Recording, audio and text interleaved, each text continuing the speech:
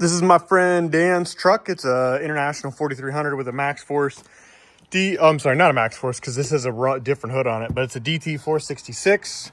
Let's look at the year range, but I'm going to give them a little bit of guidance and help with working on the truck and maintaining it. We're going to go through brakes. We're going to go through lots of different issues, and I'm going to show you how to do brakes. In this segment, I'm going to show you probably how to start with the front brakes. This is a 2001 4300 series, 4x2, and let's start with front brakes. So first thing we're going to do is we're going to get it jacked up, put it on jack stands. We're going to take all your lug nuts off. I'll show you the tools, the sockets, and kind of how to do that. Okay, so I've got this thing jacked up. I use the 3-ton floor jack, and I've got the jack stands on the leaf spring. And these are heavier duty jack stands. They're not cheap, 1-ton Harbor Freight jack stands. You can see this one, it's barely off the ground. The other side actually got a little bit higher. That wasn't on purpose, but it works. As long as the tire can spin freely, you're fine. So one of the things to mention with a truck like this, a car, you don't have to really worry very much about your jack placement, floor jack placement. On a big heavy truck, obviously you have a lot more weight, so you got to be careful that you're not using a 1 or a 2-ton jack on something heavy like this to where you're extremely struggling to lift it, and then you blow the seals on this and drop it on somebody. That would really be bad. Of course, safety first. You always got to have your load, your weight on jack stands while you're working. Don't rely on your floor jack. Key note, if you're lifting something heavy, if you take the center, so I'm jacking up off this front axle. If you put the floor jack in the center, you're carrying all the weight of the left and right is balanced. So if you put this on a scale and it weighed 5,000 pounds, if you jack in the center, you're going to be lifting 5,000 pounds at once. The further left or right you start to leverage off of the wheel that's on the ground or on the floor jack, and the weight gets less and less. So for example, if the whole combined weight is 5,000, maybe it feels like 5,000 in the center, but if you jack up on the left corner, or the left quarter is what I would call it, you may only be lifting more like 1,500 pounds. So that's why it's crucial to not lift it all at once. If you did, you could, but you'd want to be using something like a 5 or a 6,000 pound jack or a 8,000 pound jack or like a 30-ton bottle jack or something. Be a lot safer. So now that I got that down on the jack stands, the wheels are off the ground. There's a couple things you're going to want to do. One, you want to go and spin your wheels before you take it apart, because you want to see what kind of drag you have. If you have a bunch of drag, that means your caliper is probably sticking. So look, see how that's still spinning there? That's good. That's what you want to see. I'm going to take this guy off real quick, and I'll tell you about that in a second. This guy, if you spin it, still spins. So most likely this does not have a bad caliper issue. One of the things you're going to want to do also is grab the top of the wheel and pull it in and out, in and out, in and out. That tells you if you've got something like a loose wheel bearing or a bad kingpin. Your kingpin is right here. And these beam axles, these solid beams, they got a hole in the center and they got a rod that goes through. And there's bushings in this half, in this half. You want to check to make sure that those aren't loose. Something else that I'm going to do is, which I'll show you in a second, is I take a pry bar to the floor underneath the tire and I pull up and down and I listen for knocking sounds. So it's hard to do this one-handed, but if I grab the top of the wheel and I pull in and out, I don't have any knocking sound. So I don't theoretically have bad wheel bearings or kingpins. On this side, I do it again, I've got no knocking. So you're good. While I'm here, let me show you this. This is a 1-inch Milwaukee impact. This is a 33 millimeter socket. These nuts, as they're labeled on the lug nut, this actually says torque to 450 to 500 foot-pounds. These take a lot of torque, so if they're torqued to 500 foot-pounds, unfortunately, it takes more than 500 foot-pounds to break it loose. That's why on a gun like this, you look it up online and it says 1,500 pounds of reverse braking force.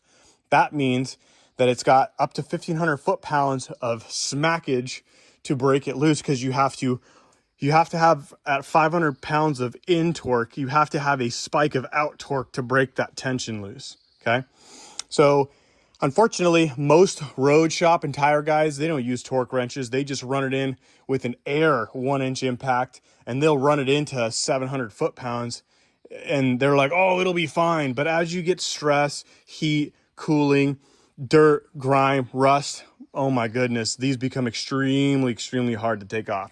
So in this case, this bad boy right here, especially with a full charge 12.0 battery right there, should come off relatively easy. Okay, that one actually broke loose earlier. Let me do it again. Yep. So we'll just go through and take all those off, and I'll show you what that looks like in the end. Okay, I got all these lug nuts off. Something to do while you're at it is to inspect your hub faces to make sure they're not too grimy or dirty. I also want you to take a look at your tire, make sure there's no flat spots, there's no rips, there's no tears, there's no severe wear. While you're in here now, you can actually see how thin this is. This is your hub. Wheel bearings are in here. This is your rotor. This is your caliper. And these are your pads right here. Okay. So let me grab a flashlight here and point out. I don't know if you can see that, but those pads are relatively thin. Just by the looks of it, I could tell how thin they are. And I'll show you what good pads look like, obviously, because that's what we're doing today. We're going to look at the driver's side. Damn, you're almost touching Gina. So this pad's really bad. You can kind of see that this pad is slightly thinner than this pad. I wouldn't say that's really a problem, but it may be an indication that these pins are sticking and dragging a little bit. So one side might be dragging more than the other, and therefore it's wearing a little unevenly. That's okay, because we're going to get in there and replace it all anyway. So next up, I'm going to bust these calipers off, because you have to get the caliper out of the way to get the rotor off, and then we'll pull the wheel bearings, drain the oil, pull the whole hub off, show you what that looks like. Okay, next step, you're going to drain the oil. These hubcaps have a nice, convenient little fill port. A lot of them, what they do is you pull this front plug off, and then you fill it through there. But there's no drain, so you have to unbolt the cover and pull it off, and it just goes everywhere. In this case, you actually have a drain plug, which we're going to use a 5/16 Allen. So what we're going to do is pop this guy loose, take it out, and we'll do this on both sides. Turn this guy upside down, and let her drain for a while, okay? And then once we get that done, we're going to take a 13, and we're going to take all these out, okay? So 13 for the cover, on this one especially. Looks like it's got an RTV seal under it, so we'll just kind of pop that guy, let it drain like this. There he is. Okay, so now we're gonna, while we're waiting on that to drain, we are going to undo the caliper. The caliper is got 2 bolts here, and it is a 18 mil. Okay, so this top one, this bottom one. There's 2 things you got to do here before you release this guy. So because it doesn't really cause a problem, I broke these guys loose. But before you take it out and remove this caliper, you need to compress these pistons. There's 2 pistons here. There's one here, one here, okay? I need to grab my flashlight. But when you press the brake pedal, these pistons come out, and this whole caliper slides. That's why they call these caliper slides, slide pins. This is gonna move over, and these 2 shoes are gonna come together. So this shoe, or this pad, is pushed into the rotor, which pulls the whole caliper, and that's where this pad is. And it pulls, one's pushing the pad in turn causing the other pad to be sucked in towards it. So there's 2 things you can do here. Here's the trick. You can get in here between the piston, can't really show you, the piston and the pad and the rotors, right? So you can get between the piston and the pad, and you can kind of wedge this guy apart and get the piston to collapse back into the caliper. So normally what I would say is you get a little bit of space going, and then you get between the pad and the rotor only if you're throwing both away, the pad and the rotor, because you're gonna score it, you're gonna damage it, right? You could take this whole caliper off and then put a big wedge tool in it and spread the whole thing out, but this is a lot easier. Unfortunately, this is well, in this case, unfortunately, as I'm doing this, this piston should move in and out like butter, but it's not. It is actually extremely tight. Even with my wedge tools and my pry bars, it's not moving. So that means, it actually, what I had earlier, because I tried to get this moving before I started the video, if I do this and I'm prying on it, the piston does move in, it does collapse, but it goes click, click, click, click, click. That means this caliper seized, so we've got to replace this whole caliper. So what we're gonna do is try work this out. In this case, I'm gonna try get this top piston in, see if this one comes in any easier, which it looks like it does not. So sometimes to get it started, I don't even know which way is upside down now. So we were on the passenger side rotor, and I actually want to show you something. I noticed that this caliper actually looks newer, and here's a cool example of what I'm talking about. I'll try to three-hand this. So I've got my screwdriver between my rotor, my pad, and my piston. So I'm going to go through the piston and between the piston and the pad. And if I go in here, I can use very little force, and that piston is collapsing like butter. Exactly what it's supposed to do. So effectively, when you have seized calipers, that means the caliper is either stuck on or stuck open, stuck off, which means something of this weight pulling 25 to 30,000 pounds down the road, guess what? You're running on 3 brakes. 3 brakes instead of 4. But wait, what if one of those back there is actually seized too? Oh wait, now you're doing 2 brakes instead of 4. This is why it's very critical to check these things before you take it apart. If it's stuck or it's seizing, do not force it and reuse it, because guess what? The next time that'll get stuck closed, you'll overheat the brakes on the freeway and this thing will catch on fire. And that's not a good day either. So let's go ahead and open both of these, and I'll show you what it looks like in a second. But what I'm gonna do is I get one piston started, and then I'm actually gonna switch to the other one. Now, because this chamber is full of fluid, you'll notice that if I move the bottom one, the top one actually moves too. So once you get one open as far as you can, then you're gonna get the other one started, and then you're gonna get 2 pry bars, one in the top, one in the bottom, and you're actually gonna pull both of them at the same time. And it's kind of hard to show it with one hand, but what you'll do is do that, and you're gonna push both pistons in at the same time, because this chamber shares the fluid. So basically it's path of least resistance at that point. It's gonna be critical to get both of them pushed in at the same time. And remember, if you're pushing fluid up this line back into the system over here, you inevitably may be pushing fluid into another caliper. If the caliper's squeezed open, guess what? You're gonna close it because you're shoving the fluid back in the other caliper. So what I say is do one at a time, or you get this one max open, you know, and you put something in there and wedge it so that when you collapse the other side, that it pushes the fluid into the reservoir, not into another caliper. And then you'll go bust these bolts off and take both calipers off at the same time. So what I recommend is you wedge this open, you wedge that open, you unbolt and remove this caliper, you unbolt and remove that caliper. Now you're ready to pull your rotors off. Sometimes to get the gap started, you can grab this tab right on the lip of this rotor and use it as a leverage point so your part doesn't slide out. Sometimes this caliper, this is horrible for visuals, but this caliper sometimes is overlapping the center groove in this rotor. And what you can do is you can go in here and you can pry this way, which in turn will pry on the caliper, which in turn will slide the whole thing over. Unfortunately, in our case right here, this caliper is not really moving. So what I'll end up doing is leaving it the way it is, just taking the unbolting it and pulling it off, and then we'll drop a whole new caliper on, and deal with it later. Because at that point, all we got to do is swap the line and let it gravity bleed, and then pump the brakes and bleed it, power bleed it, however you want to do it, and then that'll be good. So I've got these 2 pry bars. One of my recommendations is you need a lot of leverage for these bigger calipers, so I use 2 pry bars, but look at how much space is in there. I mean, shoot, you could park a school bus in there, man. Look how much space there is.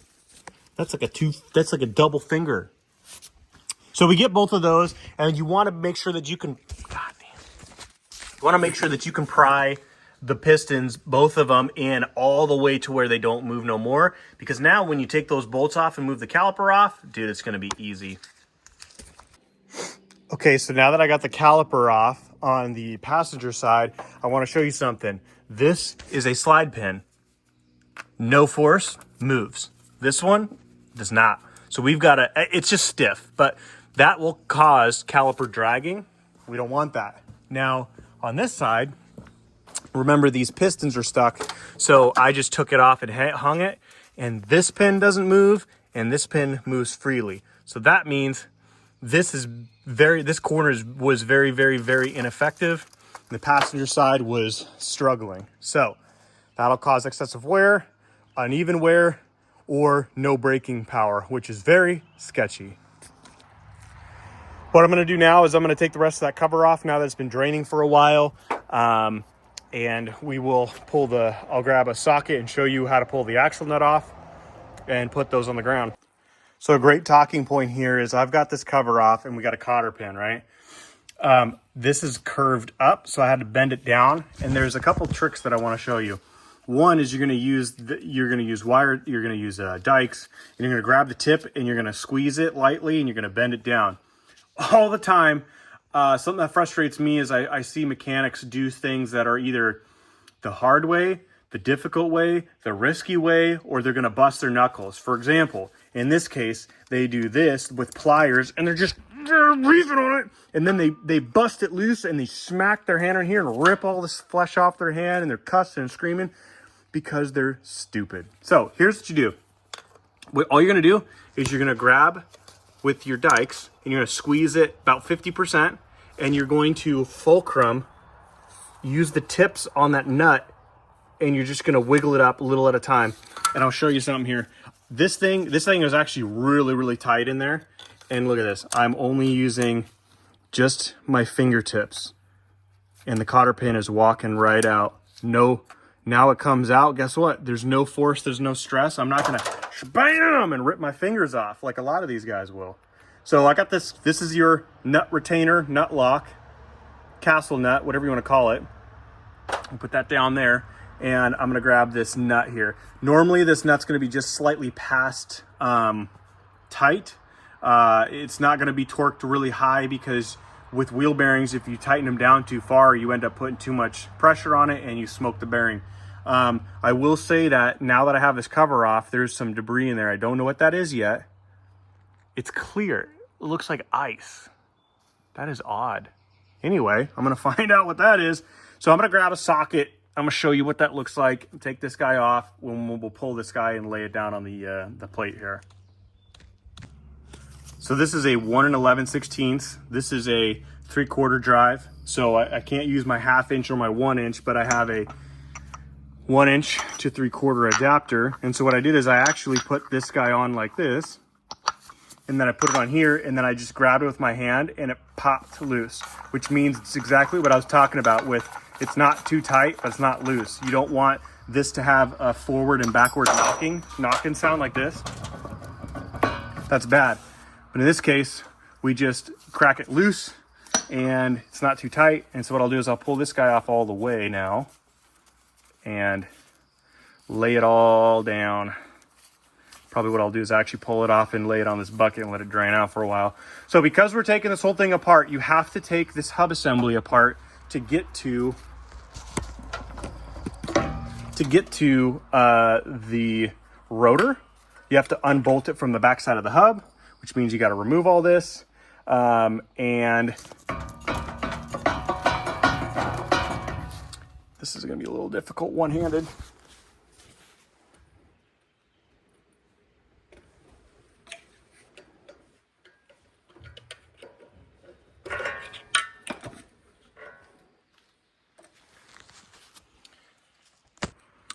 So I got the wheel bearing out, right?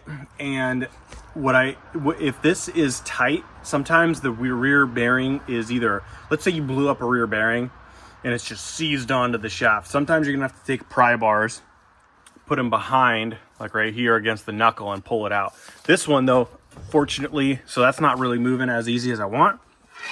So what I'll do is I'll take this guy, I'll put it back here, I'm gonna give it a little yankers, and it should just pop right off. Oh, there you go, poppy poppy. It's really hard to do one-handed, but it's doable. There you go.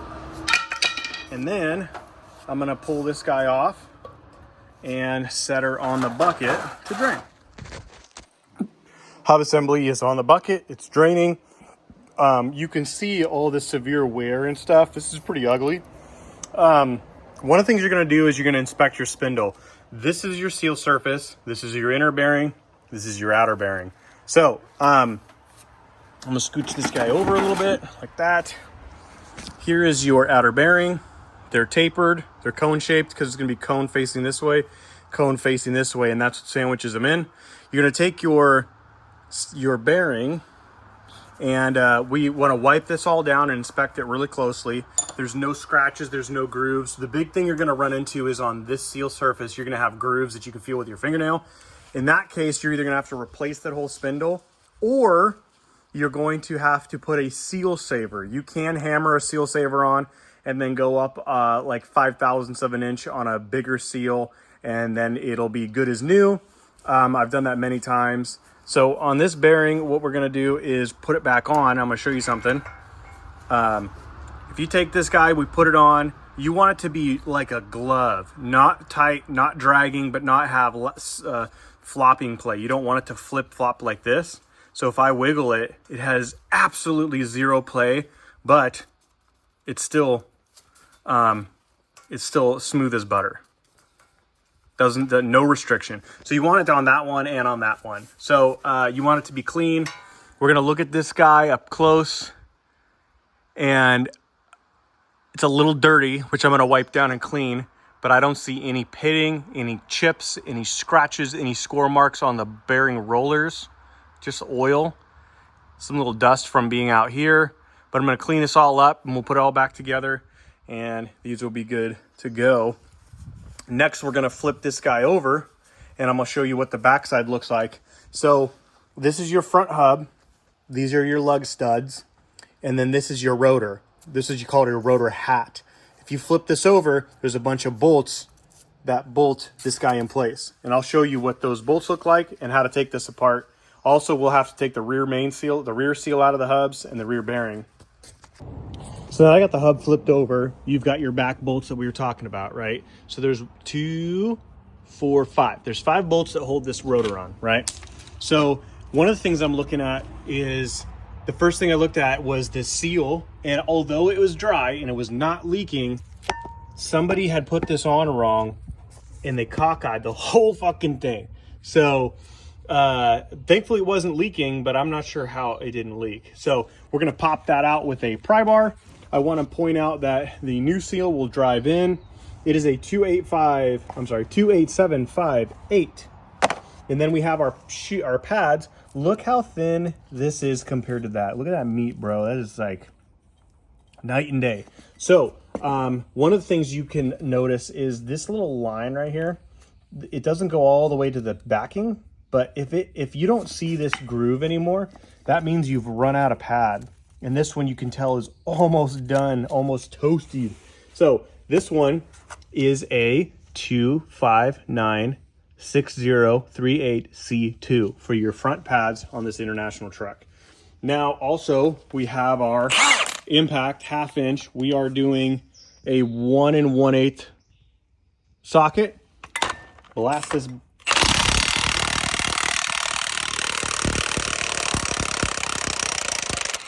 Sometimes these are Loctited in.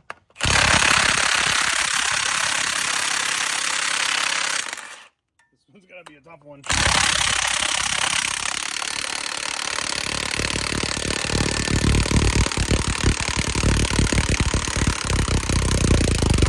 Yeehaw. One more.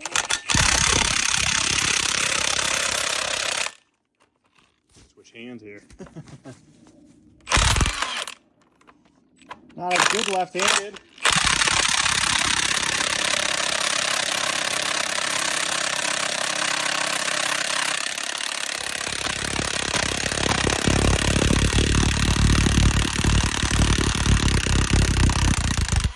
Not sure if you noticed how rattly that guy was, and most people are like, oh, Milwaukee kind of sucks, man. You should get a D-wall or an air gun. Fuck you, I don't need an air gun. I haven't used an air gun in 10 years now doing mobile repair work, so I don't need a damn air gun.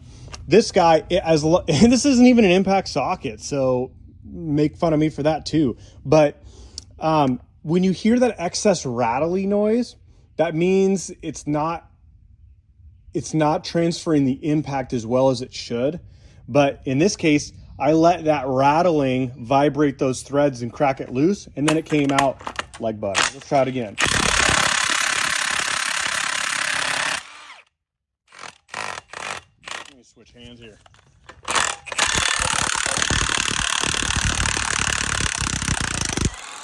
It even came out again, and let's see here. Buddy, that's only 2 bars on an 8.0. So, okay, now that we got all those out, love the guys in the comments that are telling me how to do my fucking job. Like, how about you do it? You come here and do it for me. I'll pay you $30 an hour and I'll take the rest. Sucker. So anyway, now we've got this rotor off. We're going to set this guy to the side, and I'll grab another rotor, show you the part number for that one, and we'll start reassembling this. Actually, let's see if I can pop this seal one-handed. Oh, look at that, one-handed. So I'm gonna go through and wash and slosh this bearing. There's no metal debris in there. Oh, there's a piece of RTV though. No chips, no cracks, so we're looking good. So I'll wash these out, I'll wash this guy out, and we'll start to reassemble. So I tap on this guy until it goes from a thud to a tink sound. That means it's bottomed out, and it is perfectly lined up all the way around. Okay, so that's done. By the way, that rotor number is FLT1700148S1 is the front rotor for this guy. Front and left, or left and right, front, they're both the same. So now what I'll do is, so by the way, earlier what I was saying was I cleaned the bearing off with brake clean in the bucket, just sprayed it, wiped it. It's nice and beautiful and shiny. Then I do that, and then I'm gonna flip it over and I'll pour a little bit of oil on that and pre-lube it. And then I'm just gonna soak this guy down a little bit right here while I have a chance, like that. By the way, something to take note of is a little bit of surface rust like this won't hurt nothing. It'll wipe off pretty easy the second you start to apply the brakes, but I'm gonna take that for the oils. This is your ABS rotor ring. There's your ABS sensor. It looks like it may have touched or ground. I don't know if there's an ABS code, but I'll check on the computer. Next thing to take into account here is, actually I wanna look at the old rotor real quick. Yeah, it looks about the same. Perfect. By the way, if on these old rotors and stuff, there's a ton of debris and rust that builds up in that ring. So these aren't real clean notches. And so when they get full of crap, the computer will have a hard time estimating your actual wheel speeds for the ABS to work correctly. So I just wanted to point that out. I'm gonna take a dab of this oil. Like this, like that. And I'm gonna lube up that seal, because I'm going to shove this guy on now. See if I may be able to, yeah, there you go. I'm just going to go in like this, and I'm going to fill in that bearing a little bit with oil, just like that. Now I'm going to pick this guy up and shove it up onto the spindle. Okay, so I got this rotor on. I'm going to clean it in a second. I ran these guys down, put a dab of blue Loctite on it, and then ran it down as hard as that impact will go. These are such big, heavy bolts that it would take an extreme amount of force. You're talking, my guess is 500, 600, 700 foot-pounds to rip these bolts out. So I just ran it down with my 1/2-inch impact till it wouldn't go no further on level 4. That's going to be plenty. I clean this bearing, I put it in, spin it, I go and I push into it, and spin it. I listen for clicking, grinding, anything like that, and I don't. I'll pour a little bit of oil on that in just a second. Then I'm going to take my seal. I'm going to put it in here. I'm going to drive it in. Once again, I'm going to try to do all this one-handed, so like this.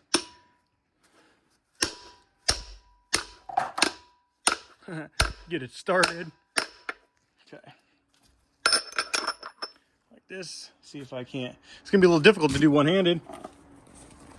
One of the things I want to point out is before I put that bearing in and the washer and the nut, I actually have the bearing out. I put it on my leg and I tip this whole thing down so there's a gap. I can look straight in the back, and I actually take the squirt bottle and I go, and I squirt a bunch of oil in that center cavity so that when I put the cap on and I refill it through there, I don't have to do as much and it's just all pre-lubed easier. So I squirt that in. I squirt oil on the new bearing, shove it in the front, put the washer, put the nut on, and I turn the nut, and I only put it on hand tight, and I just give a bunch of spins and let that oil slosh around in there and coat the bearings. It's very critical to do that before you finish this because you don't want to drive down the freeway with dry bearings. One of the things that I like to do is I will take this guy and I will run it in just past hand tight. Sometimes I'll take a pry bar, or not pry bar, but like a breaker bar or my impact, and give it a couple clicks too far. Spin it around to make sure that that seal is shoved in as far as possible and this gap is good. And then I will back it out to where it's hand tight, and then I will put it back on. I will put it back on just hand tight and maybe a hair past. And with this nut, what you'll do is you'll put it back on, and you just have to make sure that the cotter key lines up. And in this case, it does not. I'm gonna flip it one notch and it almost does. So actually I gotta clean this debris out of here first. Like I stated earlier, we've got that cotter pin in. Once it's in, I fold it over so it locks, and then I've got this hub cover back on. You got to remember that when you're using brake cleans and stuff, it's chemically hot, not physically hot or temperature hot, but it's chemically hot. So you will etch plastic if you spray it on there too much. So you got to be extremely careful. You're better off to just dry wipe the plastic, because if you use chemicals, you won't be able to see the oil level through this guy. So now I got the cover on, cotter pins folded over. This is cleaned up. I've wiped down this surface. What I'm going to do is I'm going to start pre-oiling this bearing. I'm going to fill this guy up. Whoops. I should probably put that plug in, right? Forgot about that.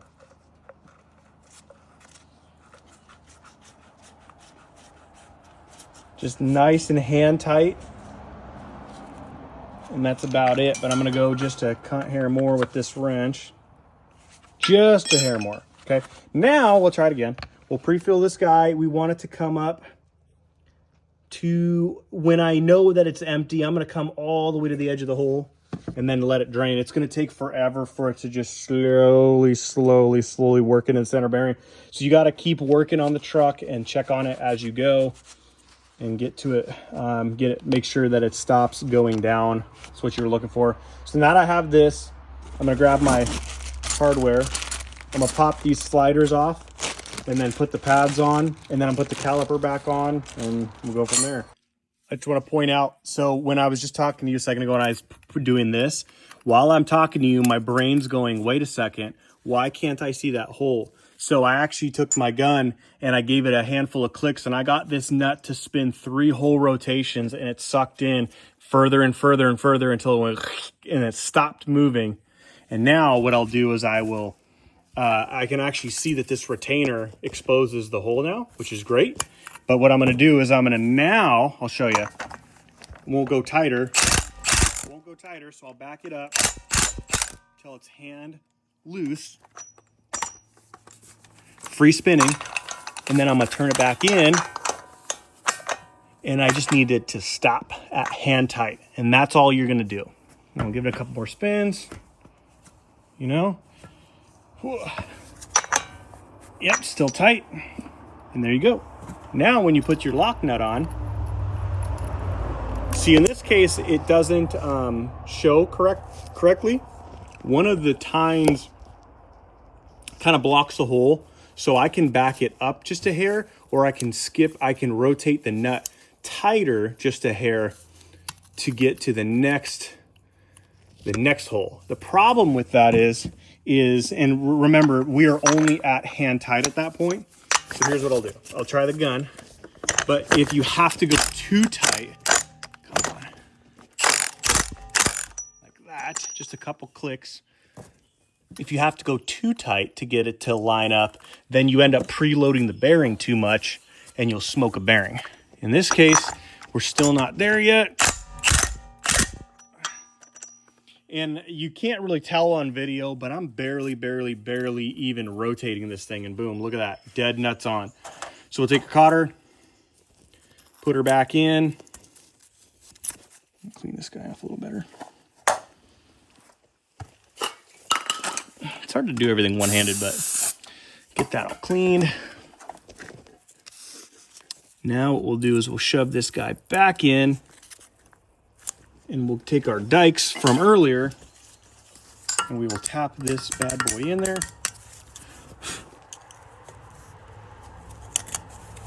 And we can actually use the tips of the dikes if it's long enough and kind of fulcrum under the hub.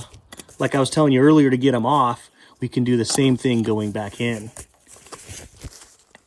But it's a little tricky when you're doing it one-handed. Okay, so remember I was telling you about slide pins. This one moves freely. I took that out and cleaned it some more, and this one wasn't moving. So what I did is I took it out and cleaned it, sprayed it with brake clean, used the wire brush, cleaned it out some more, put a little bit of a gold anti-seize or copper, my bad. Copper is good for high temp stuff. This is really high temperature. Something to notice when you put your new plates on, you want to make sure that your pads kind of flop around, because if they don't flop around, that means something's wrong. One thing I wanted to point out, look how thick this is. Look how freaking thick that is compared to where it was. Just kind of hard, can't really show you, but really thick. And then I also want to point out that these are fronts, these are rears, brand new. So you can tell like how much abuse the front takes. So it's critical that your front brakes work the most. And that's rear. So now that we have this, what I'll do is I'll squeeze these pins in. We'll take this guy, because we put the piston all the way in, it's basically almost flush with the caliper. This guy just slides right on like butter. I got this guy up, and what I'll do is we'll get this guy finagled in here with a bolt. Actually, I'll probably do the bottom one first because it's going to be easier.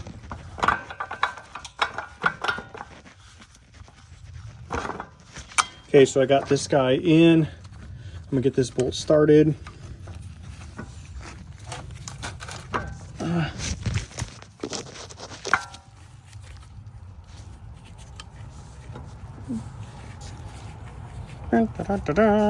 This is not easy to do one-handed. Hold on. So I got the caliper on and the bolts in.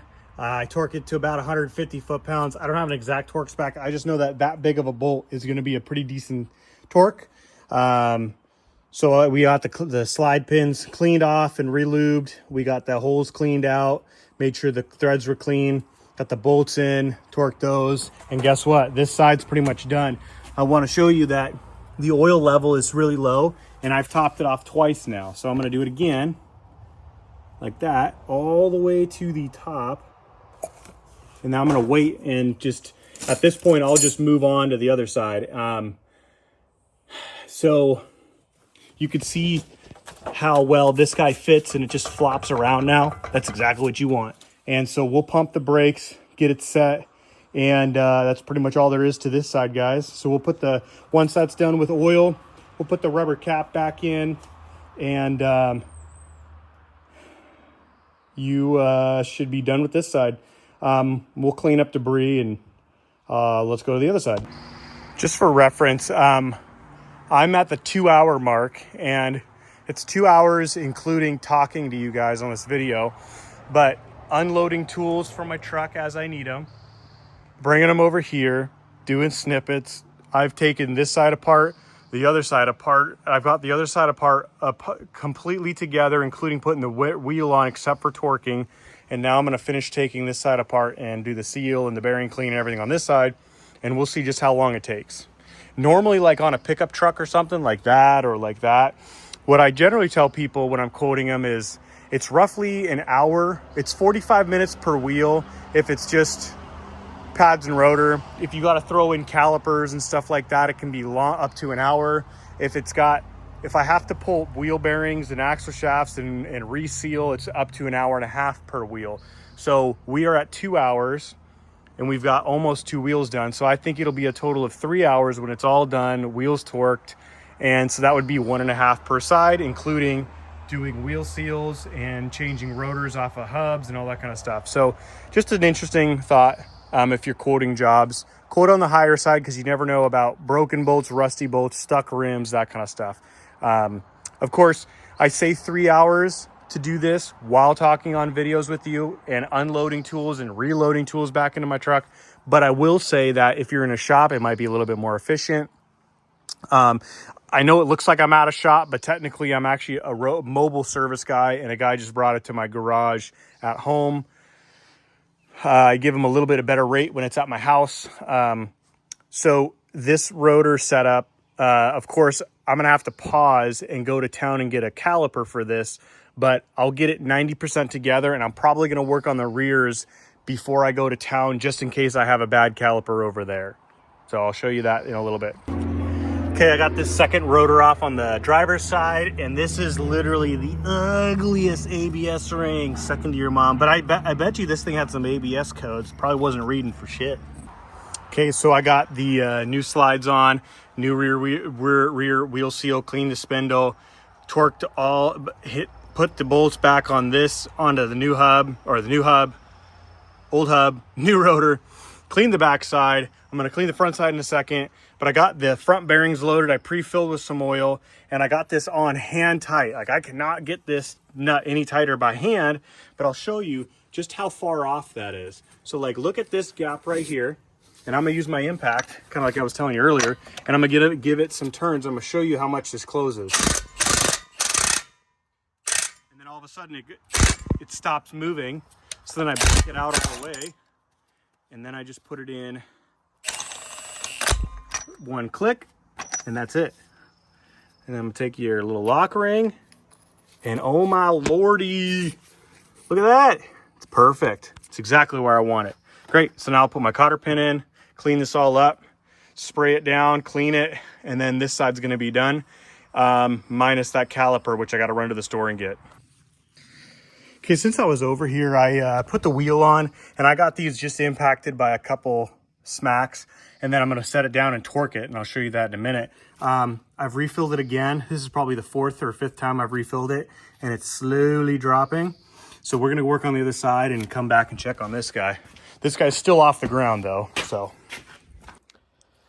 Okay, so we are back. It is actually the next day, and it's in the evening just because I've had some long days working on the road. We did get these calipers in. By the way, I did start getting the rear tore apart, and the calipers are seized on the back corner over there. It was bad over here. The other side was fine. And so we ended up deciding to do this side and that side and this one. So we got 3 calipers, 1, 2, 3. By the way, there's 2 different sizes. There's a 63 millimeter piston and there's a 70 millimeter piston. You got to make sure you get those correct. The way to know is right here. It says 73, and this also says 4153222. That's a 73 mil casting number, 473 mil. So we ended up actually finding out the hard way with a bunch of confusion that all of the calipers on the truck are 222s, right? 2222s. Except for this one, somebody replaced it with the 63 and they put thinner pads in to make it work. So they jerry-rigged it and just said, screw it, we'll just fuck it. But the 60 mil will not slide over these thicker pads. So that's an interesting thing that we had to find out the hard way. Moral of the story is now they're all 4 are the correct 2222 numbers. So I've got that hub on, as you can see. I've got the oil filled. Those pads are on, everything's on. So I'm going to put this caliper on, tighten it down, put that brake line back on, and then gravity bleed it, and then put the wheel on, and then we can go onto the rear. Caliper's on, anchor pin bolts are tight, and this line is on and tight, and this bleeder is left open. And as you can see, it's dripping. And I left it open for a couple minutes, maybe 3 or 4, and the caliper filled up with fluid, and now it's at the top and it's full, and it's just spilling over. That's basically called gravity feeding. So you have gravity feeding, you have pumping the brakes and cracking the bleeder loose, you know, like pump, hold, open, close, pump, hold, open, close. And then you have power bleeding, where you have a pressurized tool on the reservoir, pressurizing fluid in the system, and then you just crack it open until it stops bleeding air out and it's just solid fluid. So I generally do gravity bleed. That gets 90% of it done, and then I can do pump and crack open loose if I have a friend here with me. So that's on. I've got the wheel on the other side, so I'm gonna close this, clean this up, put this wheel on, and now the fronts are done. And that's all there is to it. So without the caliper snafu, you're looking at roughly 1.5 hours per corner. That's cleaning, you know, compressing calipers, retorquing wheel bearings, doing wheel seals. So roughly 2.5 to 3 hours total, and 3.5 if you got problem childs like stuck caliper pins or things won't come apart. So I'm gonna double check that oil on this side, double check the oil on the other side, and then I'm gonna torque these. Remember that these all are torqued to 450 to 500 foot-pounds. And I have a big old 1-inch drive torque wrench that goes up to about 850 foot-pounds. So I'll go through and torque these to 450 and call it a day.